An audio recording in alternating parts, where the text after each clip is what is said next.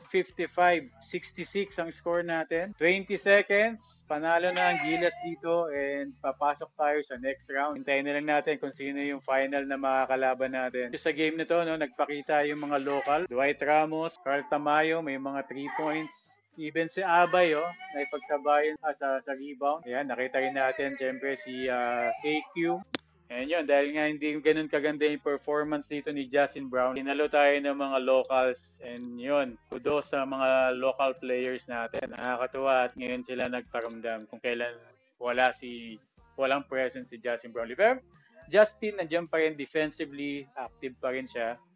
May pakunti-kunting points pero hindi yung usual na Justin Brownlee na lagi nating nakikita na siya yung nagli-lead ng laro. So dito mga locals talaga. Ayan.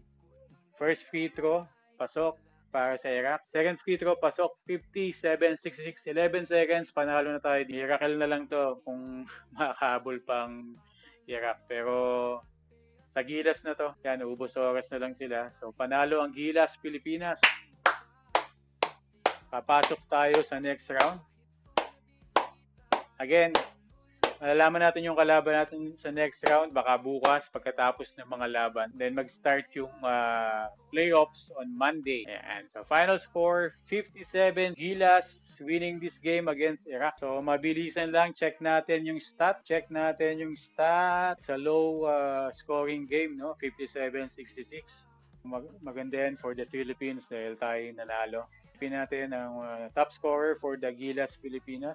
So, makita natin dito, Dwight Ramos scoring 21 points, 4 out of 7 sa 3-point area, 57% sa 3.7 pala sa 3-point area, 42% ang goals niya sa 3 points. No? Sunod, siya lang yung double digit dito pero halos lahat talaga nagpakitang Gilas dito for me. Lahat kalat yung scoring natin. So, merong 9 points si Edu, 8 points si Justin Brownlee.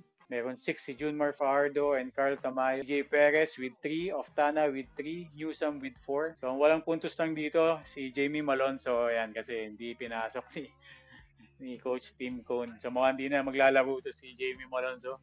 Mukhang sa Japan na natin to makikita maglaro. Check din natin yung Iraq. Ang top scorer nila is si Hamodi with 13 and si Ali Ismael with 13. Medyo minalas na si Ismael sa second half. First half, 3 out of 3 siya sa 3 points. Natapos yung laro, 3 out of 6. Si Demario Mayfield with 12 points. Alright. So, check natin to. Ayan, efficiency. Dwight Ramos with 20 and 18. Si Al-Zuhairi. Points, Dwight Ramos. Rebounds, AJ Edu, ang leading rebounder natin with 7. And Al-Zuhari with 10.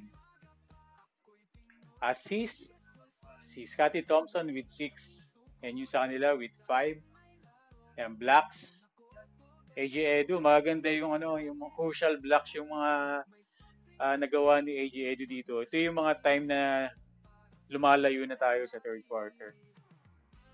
And steals, meron din siyang 3. So, mataas siguro efficiency ni AJ Edu dito. Field goals, halos parehas lang. 34-33 ang Gilas. Sa 2 points, 33% tayo. 32 ang Iran.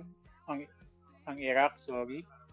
Sa 3 points, 33.33% while 36 for Iran. Hindi ganun kagandahan yung shooting natin parehas. No? Nawala din yung shooting nila pagdating ng second half.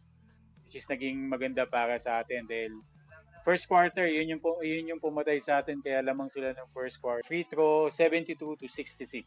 Ayan, so mukhang magandang hapunan natin ngayon. Panalo po ang Gilas Pilipinas. Hintayin na lang tayo kung sino ang makakalaban natin for the next round.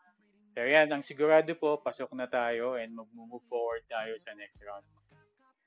Kaya yan, salamat sa mga sumama, sa mga nag-comments, nakisali sa live chat. Yan, kita-kits tayo sa next laban ng Gilas. Magla-live ulit tayo. Alright, so thank you. I-end ko na itong stream na to. Prepare tayo for the next game. China versus Jordan po. And crucial match yun for Jordan. Kung manalo sila dyan, sila makakalaban natin sa next round.